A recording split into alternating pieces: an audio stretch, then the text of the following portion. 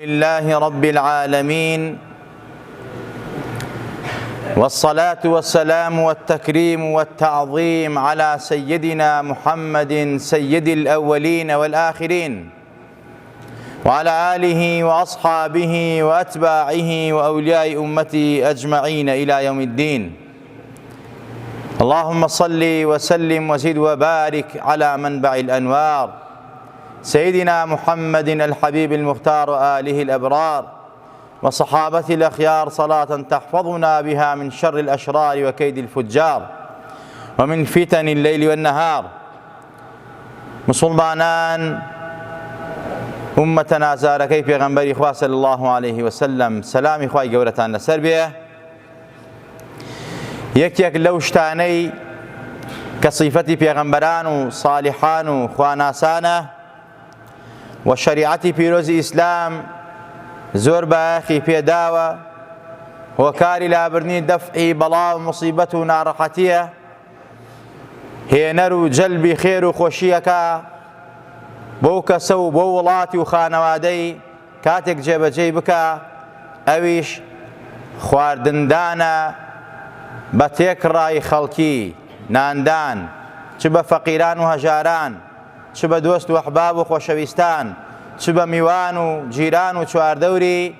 ناندان، ئیطعامی تەعام کارێکی زۆر گەورە و پیرۆزە لە شەریعەتی پیرۆزی ئیسلامە، صیفەتی پێغەمبەری نازدار و پێغەمبەرانە، سەڵات و سەلامیان لەسەر بێ. حەزەتی پێغەمبەری ئێمە بەڕاستی ئەو سونەتە گەورەی ئەبولئەنبیای زیندوو کردبووە، حەزەتی ئیبراهیم خەلیل الله، کە صیفەتی سەخاوەت و میوانداری و صیفەتی ناندان لە ذاتی حەزی ئیبراهیما بوو. پێغەمبەری خوای صلی الله عليه وسلم كان رسول الله صلى الله عليه وسلم أجود الناس، پێغەمبەری خوا لە هەموو کەس سەخیتر بووە، لە هەموو کەس نان بدەتر بووە، چونکە حەزەتی ئیبراهیم باپیری پێغەمبەر بووە صلی الله عليه وسلم. ئەم زاتە نەوەی ئەو بووە، ئەو حەزەتی ئیبراهیمە قەت بێ میوان نانی نەخواردووە، هەمیشە میوانی هەبووە. کاتێک کە میوانی ئەهات لە جوانترین و باشترین خواردنی پێدا. خوا لە وەصفیا ئەفەرمێ ئەگەر میوانی بەهاتایە بەڕاستی گەورەترین حەیوان یان قەڵەوترین حەیوانی وەسەرە بڕی.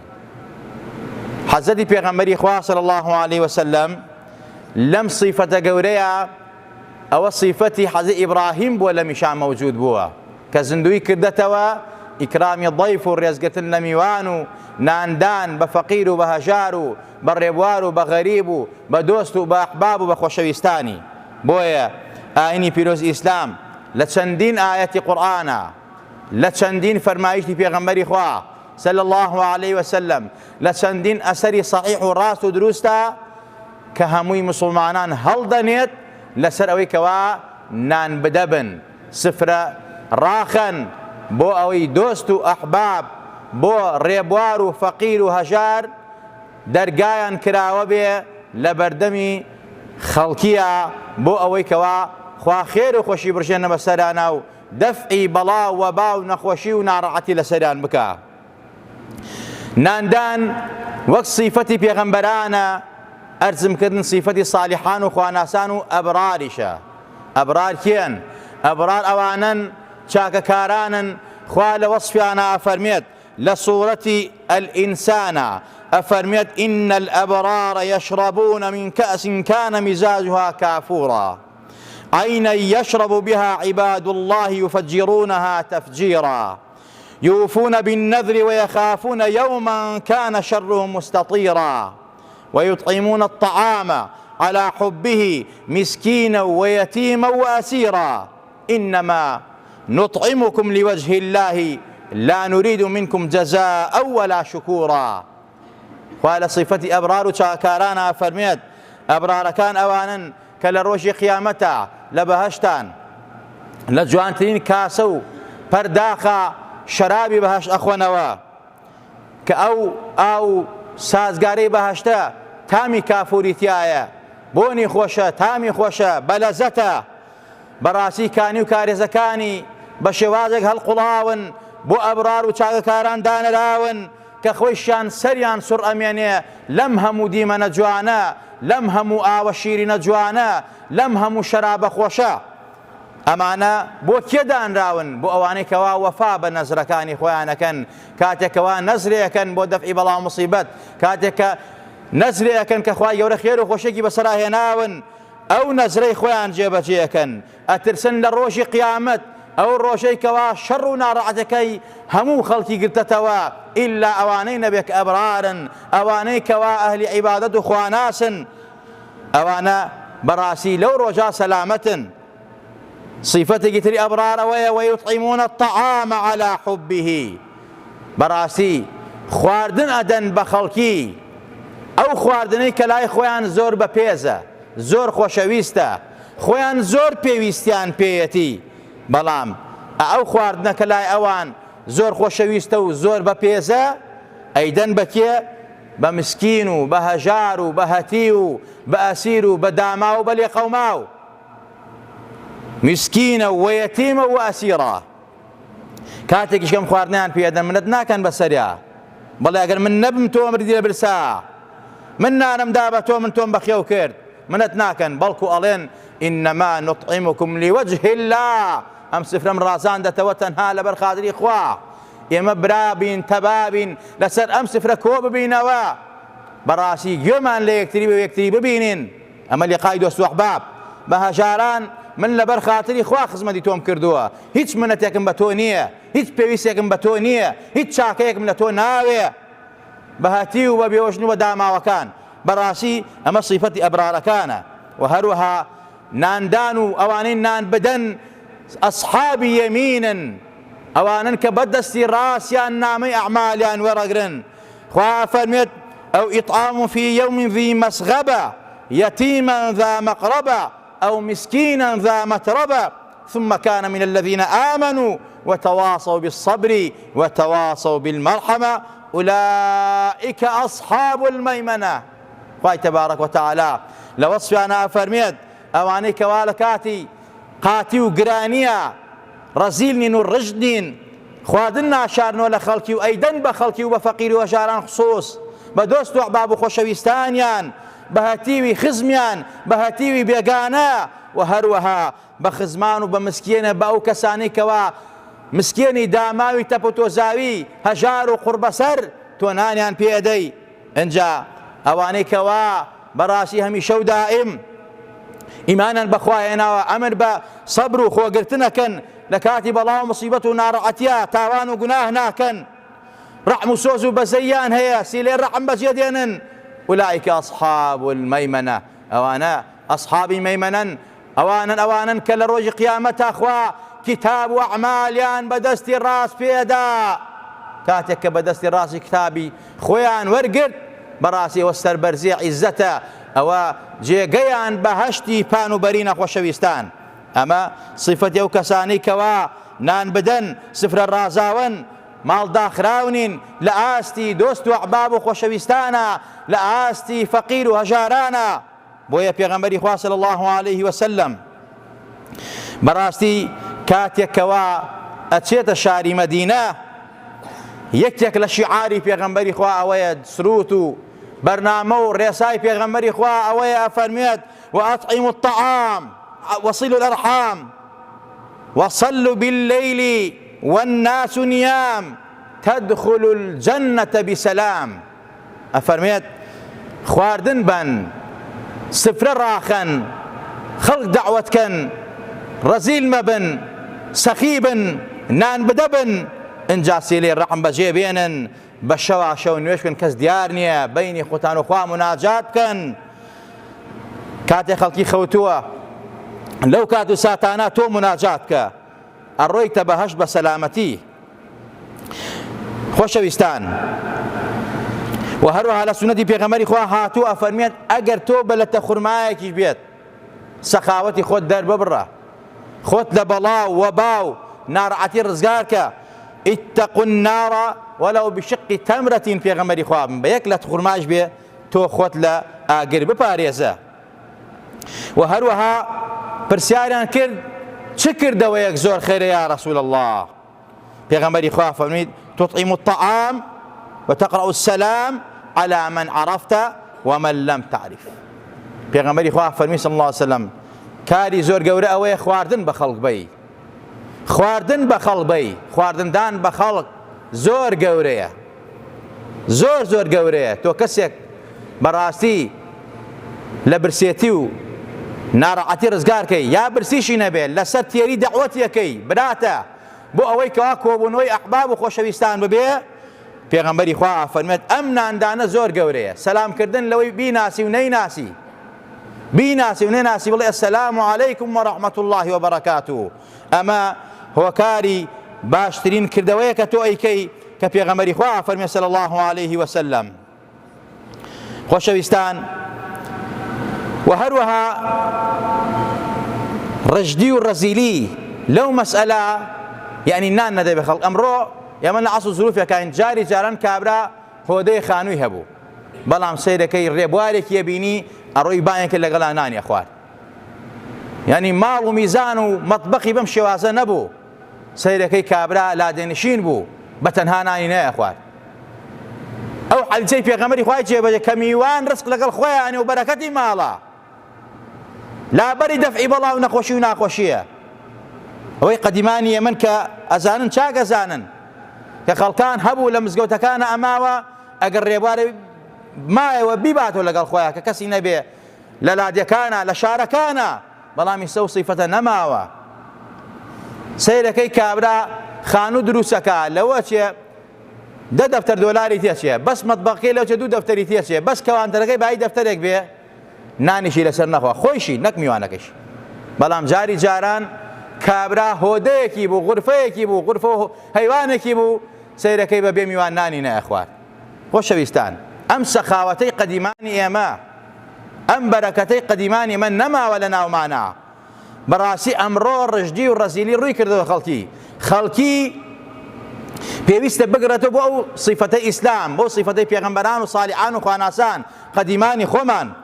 خوای گەورە بۆ پێغەمبەرە فەرمێت هیچ کاتێ خێر و چاکانی ئێوە تەواو نابێ ئیلا ئەبێ بە شێوازە بیکەن ئەوەی کە زۆر بەلاتانەوە بەڕێزە بەپێزە جوانە باشە ئەوە ببەخشن. خۆشەویستان،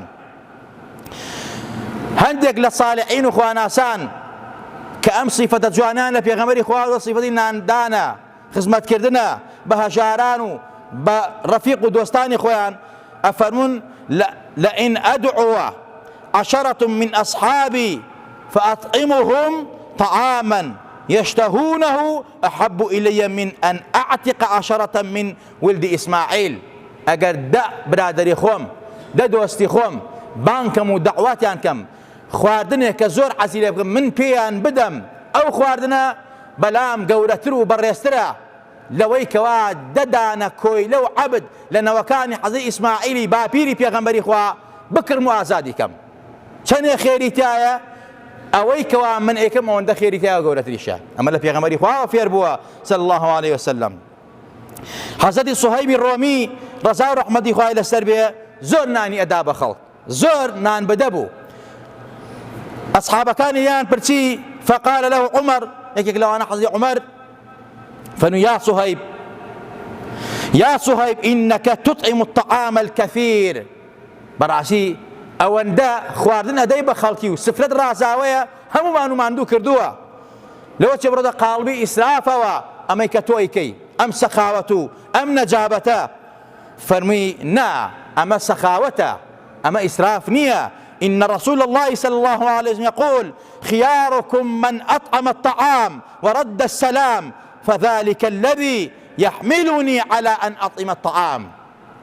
فەرمی ئەمە ئیسراف نییە، ئەمە نەجابەت و کەرامەتە، ئەمە لە پێغەمبەرەوە فێر بووم. پێغەمبەر فەرمی خیاری ئێوە و باشنی ئێوە ئەوانن کەوا زۆر نان بدەن وەڵامی سەلام زۆر ئەدەنەوە و سەلام لە خەڵکی ئەکەن و ئاشتی بڵاوەکەنەوە. بەڕاستی ئەمە وای لێ کردوم کە من ئاوا نان بدە بووم نان بە خەڵک بەم. خۆشەویستان، شێخی مەناوی ئەفەرمێت خەیڕکم من ئەطعەمە الطعام للإخوان والجيران والفقراء والمساكين لأن فيه قوام الأبدان وحياة كل حيوان. أفرميت شيخي مناوي كبيغمبر فرميتي ناندان باشترين باشترین ئەوەیەکەوە زۆر نان بدا باشترین کردەوەیە ئەمە بۆ برادرانن بۆ دۆستانن بۆ جیرانن بۆ چواردەورت بۆ فەقیر و بۆ هەژاران بۆ هەتی و بۆ هەمووی یعنی هەتا ڕفیقانە با دەوڵەمەندی بوون نانیان پێ بدەی جیرانەکانە با دەوڵم نانێکیان پێ بدەی ئەمە بەڕاستی چونکە هێز و قوەی جسمەکانی تایە و هەروەها حەیات و ژیانی هەموو گیاندارێکی تایە. خۆشەویستان ناندان لە ئیسلامە زۆر خێرە. پێغەمبەری خوا صلی الله علیه و سلم چەندەها حەدیثی لەسەر واریدە ئەمە کورتەیەک بوو قەترە بە دەریایەک بوو ئاماژەمان پێ کرد. پێغەمبەری خوا فەرمی من حاتەمی تەی کە تەمەن کافر بووە حاتەمی تەی بەڵام زۆر سەخی بووە. پێغەمبەری خوا فەرمی من ڕێز لە 4 کافر ئەگرم. یەکێک لەو کافرانە حاتەمی تەی بووە بەڵام سەخی بووە. سەخاوەتی ئەو زاتە ئەوەندە گەورە بووە کە لە مێژووە باس کراوە کەس ناتوانە شانی بە. ئەگەرنەوە جارێکیان حاتەمی تەی ئەبێتە میوانی گەنجێک خاوەنی 10 سەرمەڕە حاتەم تاقی ئەکاتەوە وەڵێ بزانە من سەخیم یا ئەو سەخیە سەخاوەتی من زیاترە ئەو زیاترە بە گەنجەکە ئەڵێ من ئەبم بە میوانت چ خواردنێکم پێبەخشی ئەڵێ ئەو خواردنەیت پێبەخشم بەلای تۆ زۆر بەڕێزە و بەلای تۆ خۆشەویستە. فەرمی من حەز ئەکەم لە مۆخی حەیوان لە حەیوانێک کە ناسک بێ و خۆش بێ و مۆخەکەی بخۆم. ئەفەرمێت حەیوانێکی بۆ بەسەر چاو میوانی من بە حەیوانت بۆ سەرە بڕم. 10 سەر حەیوانی ئەوێ گەنجەکە حەیوانێکیان سەرە بڕێت ئامادەیەکە جگەری بۆ ئامادەکە گۆشتی بۆ ئامادەکە کە لە سەرەکەی بۆ ئامادەیەکە ئەڵێ من لەزەتم لێ نەبینی ئەڵێ ئەم 10 سەر حەیوانە یەک بە یەک هەمووی سەر بڕی هەردەکەی بەس بۆ ئەوەی کەوا من دڵخۆشکا و من لەزەت وەرگرم بەڵام لە ئەنجامی هەردەکا منوتم لەزەتم وەرنەگرتووە. ئیتر لە ئەخیرا سەیرم کرد ماڵەکەی پڕ بووە لە خوێن 10 سەر حەیوانی سەر بڕیوە لاکە زۆر کەوتووە لە وەڵامی ئەمیشا من وتومە هێشتا من لەزەتم لەم حەیوان و گۆشتانەی تۆ نەکردووە. تی بەزەیم پێ هاتەوە بەزەیم پێ هاتەوە وتم ئەی گەنجەکە وەڵڵاهی تۆم تاقی کردەوە تۆ زۆر لە من سەخیتری زۆر لە من مەرتری کە تۆ خاوەنی ئەم 10 سەر حەیوانەی ئەم ئیسارەت کرد مانایە تۆ لە من بەڕێزتری 500 وشتر سوورت پێدەم وشتری سوور زۆر گران بووە 500 وشتری سووری پێدا و هەروەها لەگەڵ چەند سەد سەرمەڕێکا و وتی ئەمە لە مقابلی ئەو سەخاوەتی تۆ کە لە من پیاوتری وتم تاقیم کردم کەسێکەیە لە من پیاوتری بێ لە من سەخیتر بەڵام تۆ لە من سەخیتری. خەڵکیان چۆن لە تۆ سەخیتر بوو ئەی حاتەم وتی چونکە ئەو تەنها 10 سەرمەڕی بووە هەمووی کرد بە قوربانی و دای دەرخواردی منی دا بەڵام ئەمەی من بەخشیمە 500 وشترم پێداوە یا چەند سەد سەرمەڕێکم پێداوە ئەمە کەمێک دەرچۆ لە زۆرێک لە مڵکی من. جا خۆشەویستان حاتەمی تێڵن ئەمە سەخی بووە شەوان ئاگری هەڵکردووە بۆ ئەوەی کەوا ڕێبواری ئەملایە ئەولایە کە هات بیبینێ و بێ بۆ لای نان بخواوی سەعات بکە. بۆیە لە ناو عەرەبە سەخاوەت یەکەیە بەڕاستی ئێستای لە زۆرینان پیانۆ دیارە. کەڕەم و سەخاوەت صفەتی مسلمانانە مسلمانی ڕاستەقینە لە پێغەمبەرانەوە وەریان گرتووە بەتایبەت پێغەمبەری ئێمە صلی الله علیه وسلم. جا لە مەجلیسی مەولودی پێغەمبەری خوا صلی الله علیه وسلم ناندان هەیە ئەم ناندانە تەنها لە بۆ ئەوەی تەعامە بکرێت ئیتر کابرا خۆ شەرت نییە جارێ نەفەرێک ئامادەیەکە جارێ بە چەند نەفەرێک ئامادەیەکرێت ئەمە ئەگەر کابرا سامێکی کەمێکی شتیا بێت ئەم سەخاوەت و ئەم نەجابەت و ئەم ناندانە یێتە جێتیایە چونکە کۆمەڵێ مسلمان و ئیماندار بەیەک و کۆ بنەوە بۆ یادی پەروەردگار یادی پێغەمبەر صلی الله علیه وسلم بەیەک و ئەو ئیطعام و تەعامەکەن ئەو نانە ئامادەیەکەن یەکتری ئەبینن زیکری خواکەن بین الأحباب تسقط الآداب محبت و خۆشەویستی ڕێز دروستە بێ لە بینانە هۆکاری دروست بوونی محبت و خۆشەویستیە.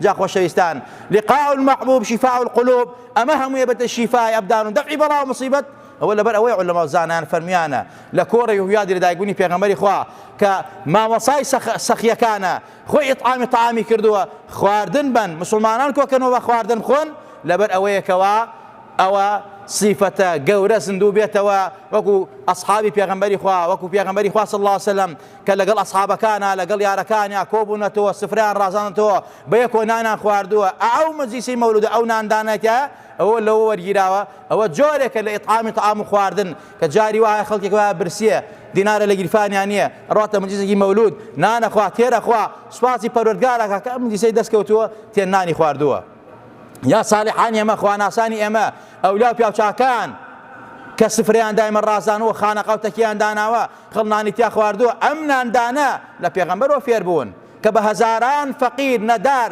داما و لە خانەقەوتەکیەکانیان ئیسفادەیان کردو و نانیان خواردووە و خەوتون و ئیسراحەت بێ ئەوەی دینارێ بن بێ ئەوەی کەوا کەس پیان بڵێ خەڵکی کوێی هەوێکە ناسنامەکە و بۆ ئەوەی کەوا نانە پێن دەنگمان پێ بدەیت لەگەڵمان نابی پشتیوانمان ئەمە نەبووە تەنها إنما نطعمكم لوجه الله لا نريد منكم جزاء ولا شكورا أما صفتي صالحان وخوانا لا بيغمري خوارين جا ربي خوالي مان راسيبه يا ربي خوا عاقبت مان بخير بيرا لا غناو تاني خو مان باكو دايك مان خوش به يا ربي خوا سربرز مانك يا ربي خوا جان لو انا اجمار مانك كوا نان بدن لو انا اجمار مانك كوا دوستي راستقيني بيغمري خوان صلى الله عليه وسلم يا ربي خوا لو انا اجمار مانك كراستي ودروستي لقل بيغمبر واصحابي بيغمبران ريتكو ريبازو نهجي اوانان قرتوا يا ربي خوا جان دلمان پر لە خێر و خۆشیکەی دڵمان سەخیکەی یا ڕەبی خوایە گیان ڕەزیل و ڕژد و داماومان نەکەی یا ڕەبی خوایە گیان هەرچی ئاکار و